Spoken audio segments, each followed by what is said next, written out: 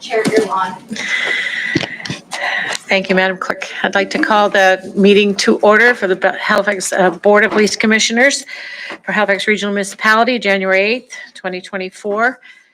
I'll now do the land acknowledgement of the Mi'kma'ki, the Halifax Regional Municipality. We're going to pause. Start that again.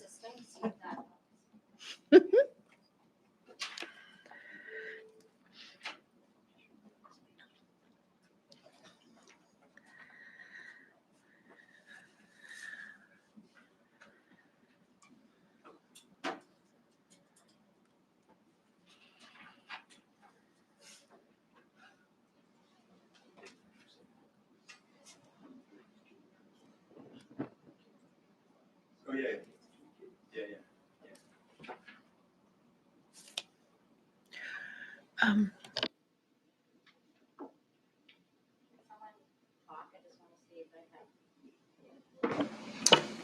Test, test.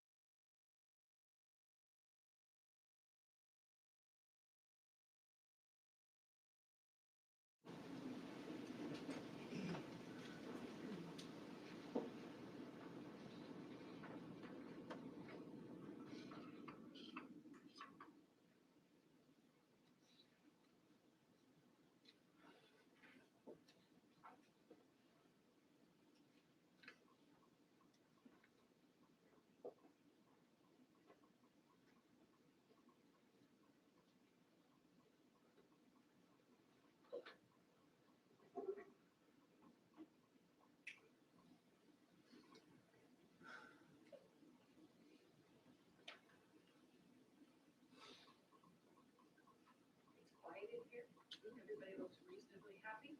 This is the way you start a new year. In this world. Hi, Josh.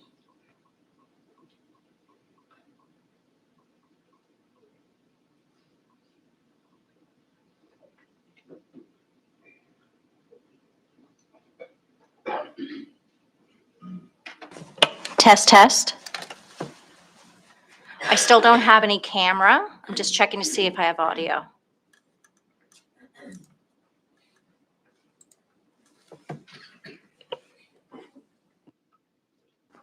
Test, test.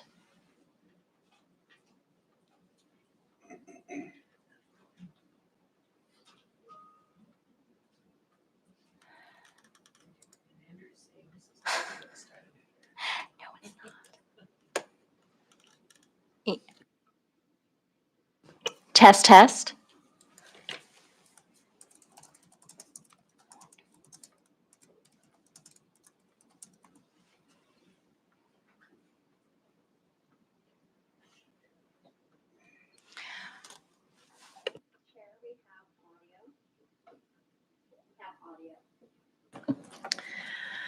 Okay, good afternoon. Just, we were about to start the January 8th, 2024 Board of Police Commissioners meeting, and I just want to acknowledge that we have no video. So anyone out there that has logged in, you should be able to hear our voices and follow along with the meeting. Our apologies for that. We've attempted to resolve that issue, but it's not cooperating. So we'll move forward with the meeting with audio only. I'd like to acknowledge that Halifax Regional Municipality is located in Mi'kma'ki, the ancestral and traditional lands of the Mi'kmaq people. The municipality acknowledges the peace and friendship treaties signed in this territory and recognizes that we're all treaty people. I'd like to wish everyone a Happy New Year, and as the chair of the Board of Police Commission, our meeting will start with the election of chair for the new year, the upcoming year. So at this point, I'll be handing the floor over to the clerk, and she will proceed with the elections and then transfer back to the chair, whoever that is, subsequent to that. And then we'll continue with the agenda. Madam Clerk. Thank you, Chair Kent. Before we can continue, I'm just curious if you would have the patience for me to create just a PowerPoint slide that says that there's no video and that there's audio for the meeting, and see if I'm actually able for that to be shared and for it to actually be viewed instead of there being a black screen. Absolutely. I just need a Yep. few minutes for that. Okay, thank you. We'll take a brief break.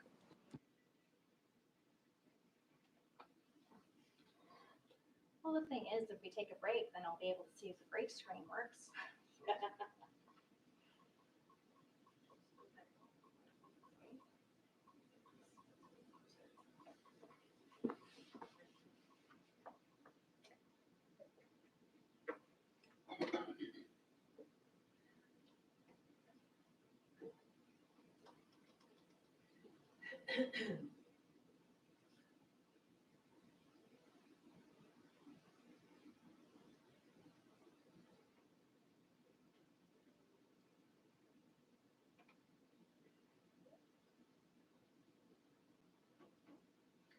That's not working, so we have nothing for video. So we'll just continue with the meeting via audio. All right, so I will begin the annual election of chair by calling for nominations for the position of chair of the Board of Police Commissioners. Yes, Commissioner Blackburn. Thank you, Madam Clerk. I would like to nominate Councillor Becky Kent for the position of Chair of the Board of Police Commissioners. And do I have a seconder for that? Okay. I will second that. All right. Okay, so that's seconded by Commissioner Giles, and I'll ask Commissioner Kent, do you accept that nomination? I accept. Thank you. Thank you. And according to procedure, I'm going to call 3 additional times for nominations for the position of chair. For a second time. For a second time, I'll call for any nominations for the position of chair. And a third and final time, any nominations for the position of chair of the Board of Police Commissioners. Seeing none, I will declare that Commissioner Kent is been chosen as a nominee for chair of the Board of Police Commissioners. And to formalize that, I'm going to ask for a motion from the floor to be moved and seconded to approve Commissioner Kent as chair. Okay, so Commissioner Smith and Commissioner Blackburn, and can I have a vote on that, please? Aye. Aye. All right, that is approved. So now, Chair, you can reassume your chair and move on to the election of vice chair, please. Thank you very much. Thank you, colleagues here in the chamber as well, for your vote of confidence and your trust in me as we go forward with lots of more good work. Now we will fill the vice chair role. And I would like to call for nominations for the position of vice chair. Commissioner Akindoju. Thank you. My name is Yemi Akindoju. I this time do nominate Gavin Giles to be vice chair of the board for the period 2024-25. Thank you. Thank you. Is there a seconder? Commissioner Blackburn, second. And I would call a second time for the position of vice chair for any nominations. And actually, do I have to call 2 more times? Yeah, exactly. That was the first time after the first nomination. I'll call for a second time. Are there any further nominations? And a third and final time. Are there any further nominations? Hearing none, I will close the nominations and ask for a motion to put forward for Commissioner Giles. Commissioner Blackburn moves and Commissioner Akindoju seconds. We'll call for the vote. All in favor? Aye. Those opposed? There are none. The motion is carried. Congratulations, Commissioner Giles. Look forward to working with you and again, doing a lot of great work that we have to do. And we'll get started right away with moving into our agenda.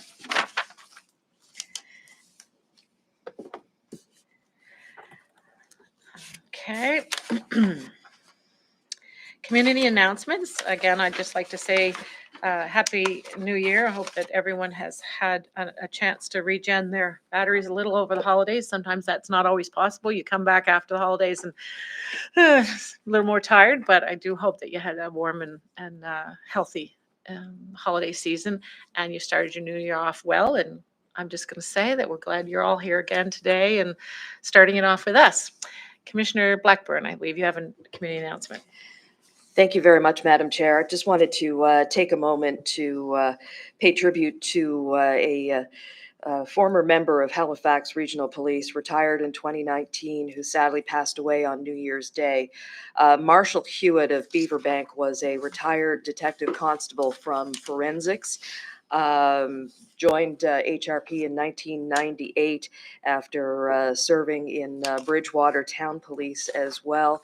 He was a dedicated police officer, and as many of us heard on Saturday at his celebration of life, he was passionate about many things, policing being one of them. He was also a very passionate golfer with a crew of friends that he met with on a regular basis. And I think his biggest passion of all being his family, his wife Brenda, and children Jacob, Kira, and Leah, and also an extremely talented photographer who was a photographer with forensics, but also was a very accomplished nature photographer as well. And just very sad to hear of his passing. He was a constituent of mine in Beaverbank, and his youngest daughter, Leah, has been my daughter's best friend since they were 4 years old. So it's a big loss in the community. I just wanted to take an opportunity to just speak about Marshall and what he brought to Halifax Regional Police for many years. Thank you. Thank you, Commissioner. Are there any further community announcements? Okay, hearing none, we'll move forward with the approval of the minutes for December 13th, 2023. Do we have a motion? Moved by Commissioner Giles, seconded by Commissioner Blackburn. I'll now call the question. All those in favor say aye. Those opposed, nay. Motion is carried.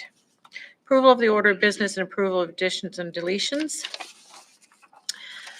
Madam Clerk, are there any additions or deletions to the agenda?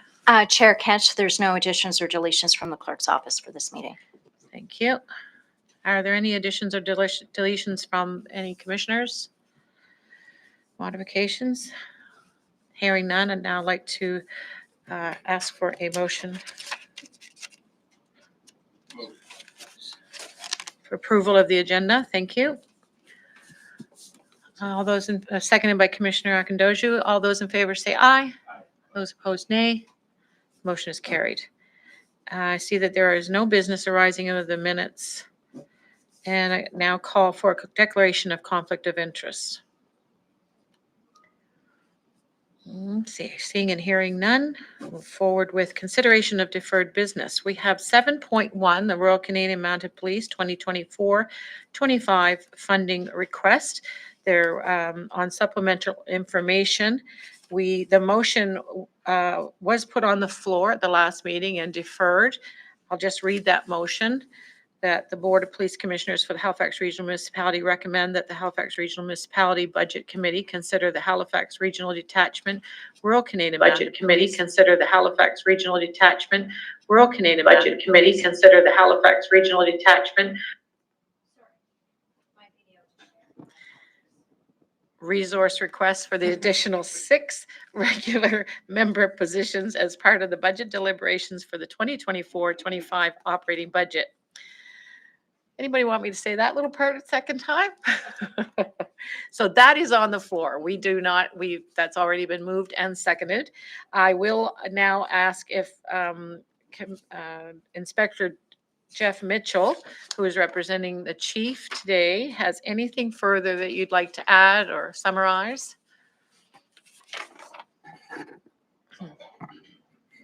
Thank you, Madam Chair, and good afternoon, Commissioners.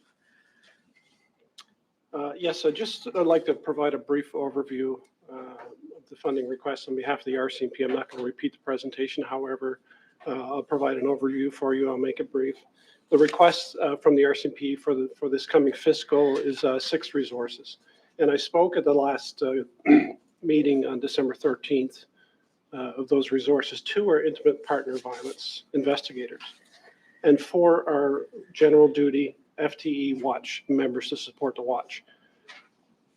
At our last meeting, I talked a little bit about enhancement versus core policing. Enhancement is when I reference the 2 intimate partner violence investigators.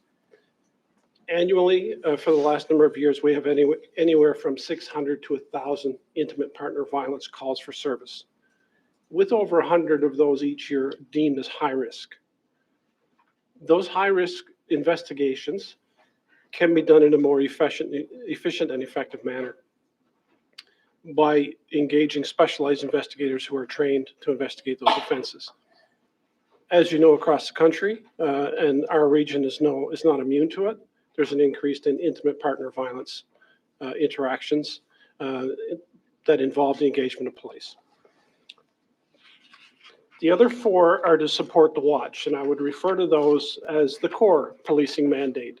And you've heard the Chief Superintendent Christie, myself, and my counterparts from Halifax Regional Police talk about increasing calls for service in areas such as mental health, domestic violence, with a growing population in HRM, which we're all familiar with over the next number of years. The addition of these 4 resources to support the watch and to enable us to respond to those calls effectively is crucial for policing to sustain itself going forward.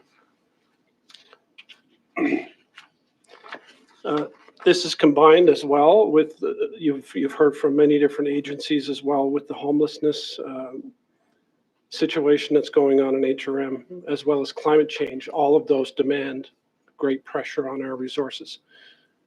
I will just remind you that the initial ask of 7, which involved the superintendent, is no longer on the table. We have secured, the RCMP has secured funding for that position. So I just want to clarify that the ask is for the 6, 2 intimate partner violence investigators and 4 general duty watch members. And I would ask that the board respectfully consider the ask from the RCMP on behalf of Chief Superintendent Christie and all of the members in Halifax Regional Detachment. Thank you. Thank you very much, Inspector. I just want to be clear from the clerks, if you could just remind us who were the nominators and seconders. The reason I ask is I see here in my notes that the motion requires a mover and seconder. Have we in fact already done that step? Yes, I have. I'm just going to share it here on the screen. So it was moved Okay. by Commissioner Blackburn and seconded by Commissioner Akondosho. Thank you very much. So at this stage, I'll move to if there are any questions of clarification by commissioners to the inspector, or if anyone has anything they'd like to offer. Seeing and hearing none. Okay, we'll now call for the question. All those in favor say aye. Aye. Those opposed, nay. The motion is carried. Thank you very much, Inspector, again. And I think, Jerry, you're here. I'm hoping that we've met the timeline. I know there was a bit of a hiccup and a delay, but hopefully we've met the timeline for this to be referred back to council for consideration and keep up with the schedule that you had intended. Now move to correspondence, petitions, and delegations. Madam Clerk, is there anything that's been received? Yes, Chair Kent. Correspondence was received and circulated for item 7.1. Thank you very much. Are there any petitions? There were no petitions received by the clerk's office for this meeting. Okay, do any commissioners have any petitions? Hearing none. No presentations scheduled for today. We now move forward with, there's no information items brought forward. We now move to item number 10. We have 10.1, Halifax Regional Police and Royal Canadian Mounted Police Chief updates. So I'll now move to Acting Chief McLean. The floor is yours. Just to be clear, the the chief of RCMP was first. My intention is to alternate. So just making sure you know that. Am I still going first? You're still up. It's all good. You're at bat. Good afternoon, everyone. Just first of all, I want to congratulate Chair Kent on her reappointment, and as well to Commissioner Giles for his appointment to Vice Chair. And as the first meeting of 2024, wish everyone a Happy New Year. And looking forward to the next little bit as we get past the holidays.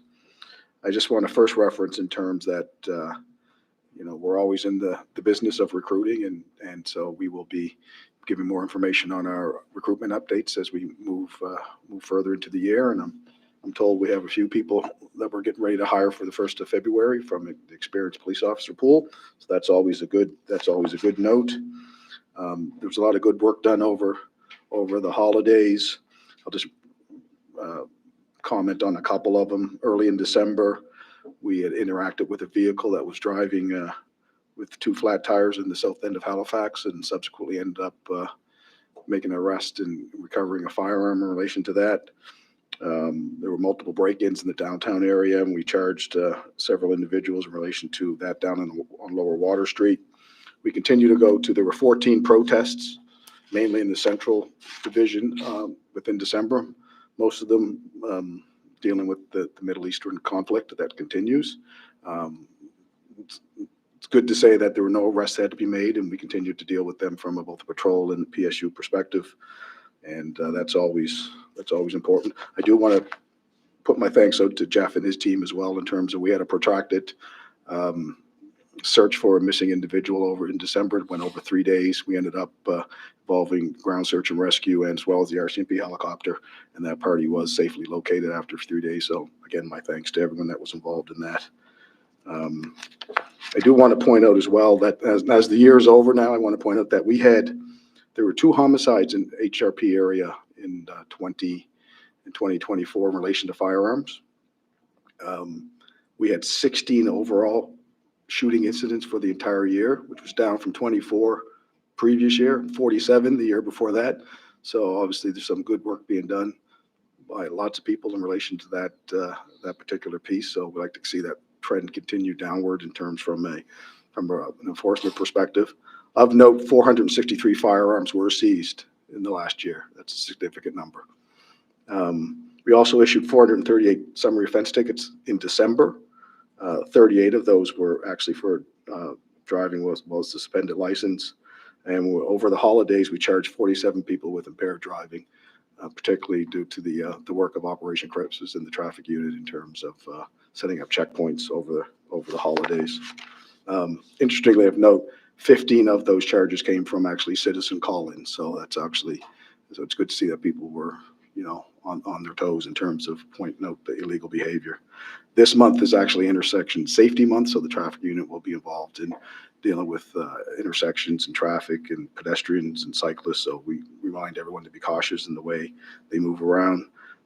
January is Crime Stoppers Month, so I'd like to point out the time to celebrate all the work that this organization does across the country. I actually had the honor and privilege to judge their trivia contest back in December, along with Councillor Mancini, and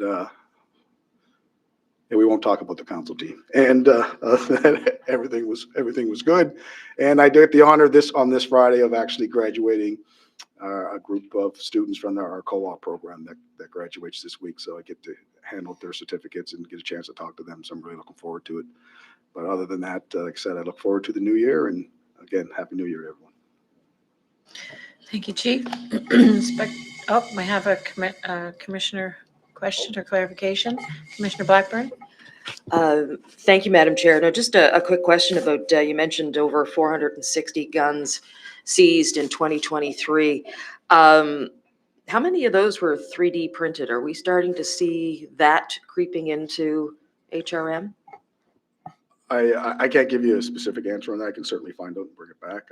I know we've had some intelligence on, I would certainly say that's not the proliferation of most of them, but certainly that is a growing threat. And certainly we've had presentations from ATF and others in relation to that evolving industry of printed, 3D printed firearms, because it's actually it's quite amazing actually how they actually come about. So, but certainly I can actually find those specifically. I couldn't give you an exact number. Thank you, Commissioner Akindoju. Thank you very much, Chair, and to the Chief. We've had of this a couple of times, especially during the winter seasons, and especially in the area of Clayton Park, and with people breaking into cars and all that. It's not the criminal effect or the act that really bothers me. It's just the fact that people talk about it, but they do not report to the police. What can we do to improve communication? At least and when you ask these people, what they tell you is that nothing's been done, so why do I report?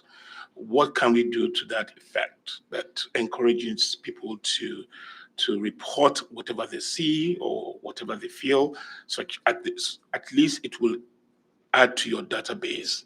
There's so much of that, even including on my street, and it's almost the same set of people doing it all the time because they're able to cover themselves with jackets and cover their noses. Even with cameras, they cannot be seen. But like I said, again, it's not really about the event. It's about changing people's behavior to be able to report this so you can be aware of what's going on. Yeah, Thank you. Yeah, to the commissioner. And that's not a new phenomenon, unfortunately. And I know when I was a divisional commander over here for several years, that this was a current refrain we would hear and we would talk to the community about, is that it's always very important to communicate what those issues are, so at least we know, so we can look at, either we have to do proactive patrols or direct some activity, or because eventually a lot of them do actually get caught at some particular point, and sometimes you actually get caught. And one of the main things is sometimes we recover property, we actually have no idea where it came from because it's never been reported that where you can go back to someone. So and I understand for some people it's probably more of a nuisance than anything else in terms of what it is, but certainly I think it's always important to at least report those things so we have a better sense of where this activity is occurring. I mean, it occurs in lots of areas, but certainly I know when the divisional commanders get together with their people and they talk about, and they do their ComStat reports and all other stuff, they direct activity and patrols based on that specific information.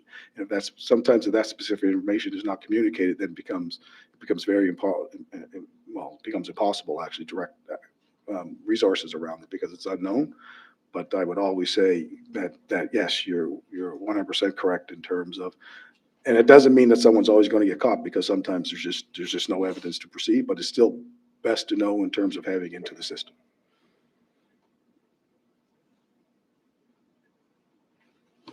Thank you, Chief. Seeing no further questions from commissioners, we'll now ask Inspector Jeff to go ahead. RCMP. Thank you, Chair. So many Jeffs, I couldn't remember your last Yes, name. and on behalf of Chief Superintendent Christie, I'd like to extend greetings. I hope you had a good holiday season. Here's to 2024. Congratulations, Chair Kent and Vice Chair Giles, on your nominations.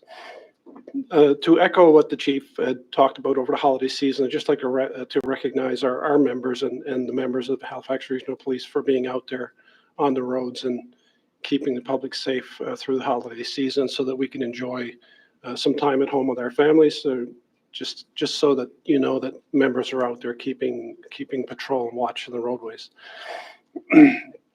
A couple of items I'd like to draw your attention to. Just last week on January the 5th, members of our Community Action Response Team, our CART team, executed a search warrant in Lower Sackville at the homeless encampment near Cobequid. Information was received some time ago that individuals and residents within that encampment were being targeted by drug traffickers. As a result, on January 5th, a search warrant was executed in that vicinity. A 56-year-old Lower Sackville man was arrested.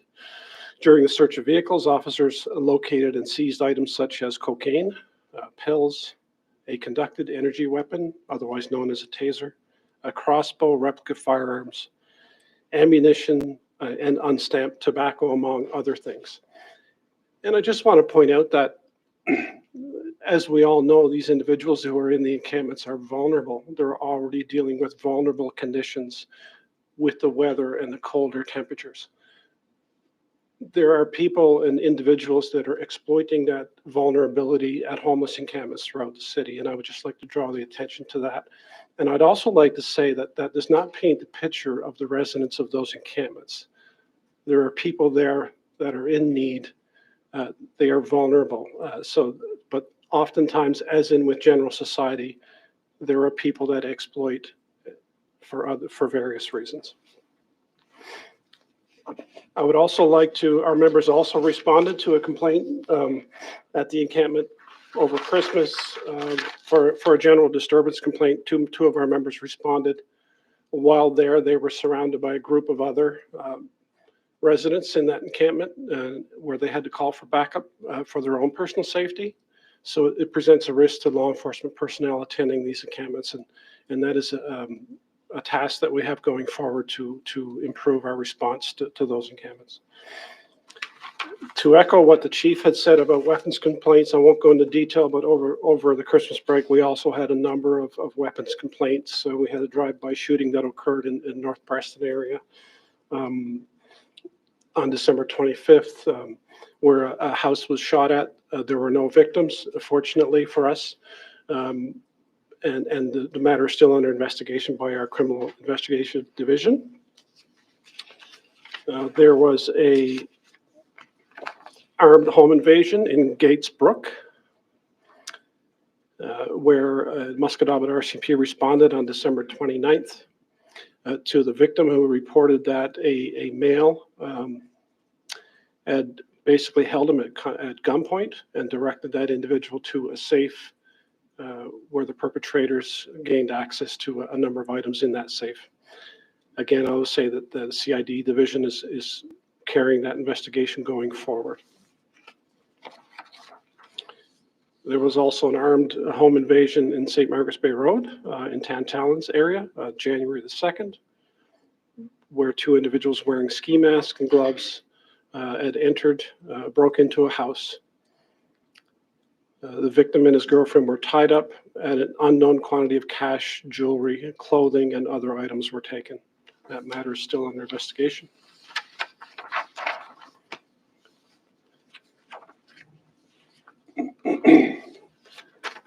Just 1 second.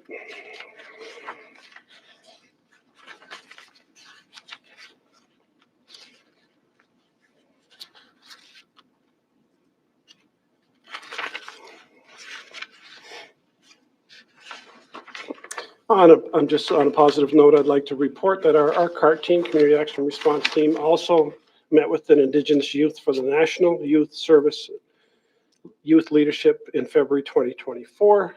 The youth is being nominated. Unsure as to when the selection will occur at this time. The youth has been selected for an Indigenous Youth Leadership Workshop. And that is all for the updates from the RCMP on behalf of Halifax Regional Detachment. Thank you, Inspector Mitchell. Are there any questions of clarification? Commissioner Giles? Superintendent, we're hearing anecdotally about.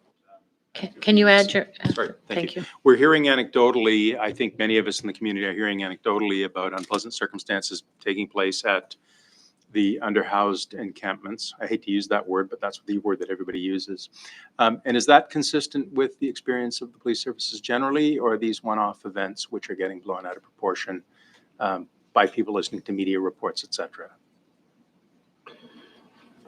To the Commissioner, through the Chair, I think it's consistent with policing services across the country. I think the Chief Superintendent, Christy, before the holiday had mentioned that several members of our senior management team had went to Lower Mainland, BC, and they actually spent a week with Vancouver Police Department, Victoria Police Department, and visited their homeless encampments.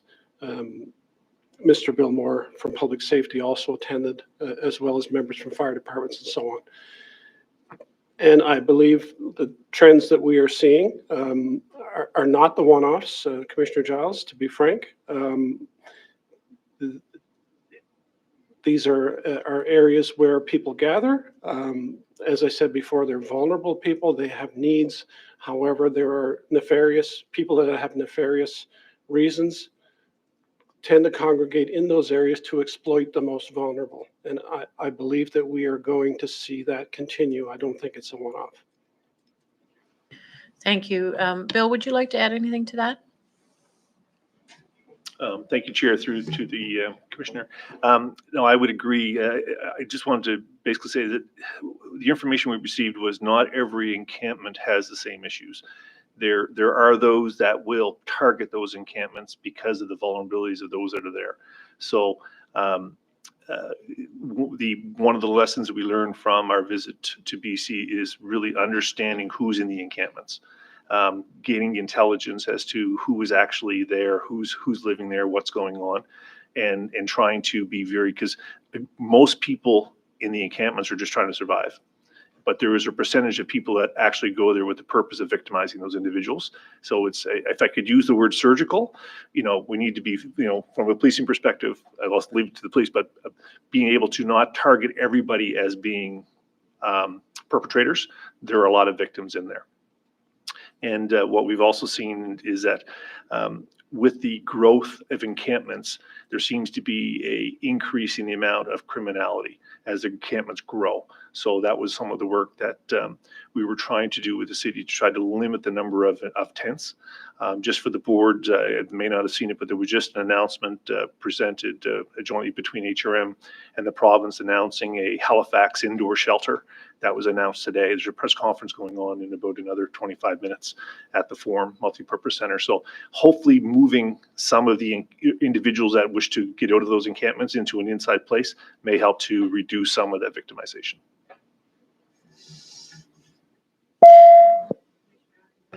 Thank you, through you, Chair. And this is for Bill. I would have expected that for security reason and to cause some deterrence, every member or any individual in any of the encampments should be registered. You should know who they are and why they're there. And if anybody is being added, you should know when they came in and who they are. Commissioner, through to Commissioner Akindojo. So as part of the ongoing discussions with the province, there is a registration system called HIFIS that is used by the shelters around so they know who they are. So we are actively working with the province now to become HIFIS users ourselves. And that was one of the issues that we've identified is really the intelligence and data management. Now, that being said, is that there's also a bit of a distrust for, I would call it, the state in some of these places. So our outreach workers are trying to build a relationship with individuals that are there. But certainly that is part of our way forward on trying to understand exactly who is living. And the other part of it is that it actually helps us understand how we may be able to assist them to get properly placed in other housing. So we are moving forward on that issue. Thank you very much. I was going to say it really helps need assessments. So each person, like you said earlier, would need different things, but it's so important, apart from security, to know exactly what is required and how that could be fulfilled. Thank you. Commissioner Smith? Thanks, Chair. Just wondered if there's any update on the body-worn camera pilot happening around Nova Scotia. To the Commissioner, through the Chair, at a national level, there is a second vendor that's going to be tested early in 2024. I'm told, I understand it's happening in January. They are going to use the same sites that were used, same detachments that were used in the initial vendor rollout and test. They're going to go through the same process and allow the same amount of time to report findings and areas that need addressing going forward with that second vendor prior to making a decision. But that pilot is underway in January of 2024. What were the Nova Scotia locations again, if you remember? I'm sorry, Commissioner Smith, I don't have them in front of me, but I do have a list and I can provide it to the board at a future date. Did we have one in HRM? Do you know if we were chosen for? Yes. Yeah, that's what I we do. thought. Okay, thanks. Thank you. Before we move to the next one, I just want to reference what was referenced by Bill is the HIFIS system. I just want you to have a little more information on that, as I worked with as a HIFIS coordinator here in Nova Scotia for a little while when I was working with transition houses. So it's the housing and around individuals and families information services, and it's a federal program. So it's a well-established program and platform for those working with unhoused and a lot of services that support people unhoused in a multitude of ways, including intimate partner violence and women's shelters and such. So it's something that has a lot of regulation around it, around who can share and for what. It's being developed in a way that it's evolves in its how it's done in each area, but Nova Scotia has been involved with that for over a decade for sure. So it's well-established system. I'm glad to hear that that our folks that are at the municipality are also engaging in that, because I think it's a really important way for not only us as at a local level to have that information, but for our colleagues at other levels of government as well, to be able to, they don't get the personal information, but they get the statistics that would be important for decision-making powers and influence. So even at a federal level, because as we know, housing and those unhoused and the complexity of those that are experiencing it are different, and often in from tent to tent, or from shelter to shelter, or from situation to situation. And the importance of knowing what Nova Scotia what is experiencing is not only important for us to know, but for us to know what's happening in other provinces, like being able to go to BC and hearing more information, and vice versa, other provinces in the federal government as well knowing. So I'm really pleased to hear that, and just wanted to share that a little bit so that the folks here around the table will have a sense of that. Thank you all for those presentations. I appreciate it.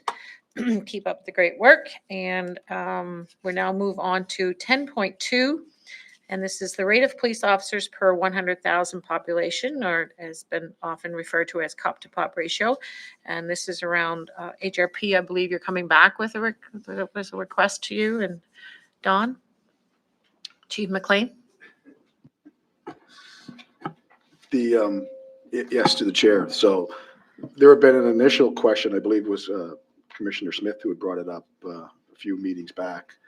And then in my response, Commissioner Critchley, who's not here today, had some questions on my response, to which I said I would formalize in a report. So I submitted the report, and then I believe Commissioner Giles had responded in a written form of having some consideration around that. So the report, there's no new information in the report from what I had presented earlier, but it was just put together in a report form for everyone's consideration. Thank you very much. Are there any questions in relation to that item? No, so we can move forward. There are no added items. Thank you, Chief. No added items. There are no items, I think, for future consideration. No in-camera items. Are there any notices of motion from members? Hearing none. That takes care of the agenda. The date of the next meeting is March the 4th. Just to remind folks here at the table and those who are listening, we had gone to last year, 2023. You would have noticed regular meetings monthly, and sometimes 2, sometimes 3. We have shifted that. It's a large burden on many people's schedules, and in particular, certainly our volunteers who are here from a citizen position. And so we've shifted that to be every other month, with longer meetings being scheduled. So we have the capacity to still do the work that we're expected to do and need to do, and have an openness to being able to not be concerned about the length of time. Having said that, if we needed a special meeting in between, we would certainly be doing that. But it is a slight change back. In fact, it used to be done this way, I think, except with the exception of longer meetings we're scheduling because of the volume of work that is now involved with Board of Police Commission work and oversight. So March 4th is the next meeting, and I now need a call for adjournment. So moved by Commissioner Smith. Thank you all very much.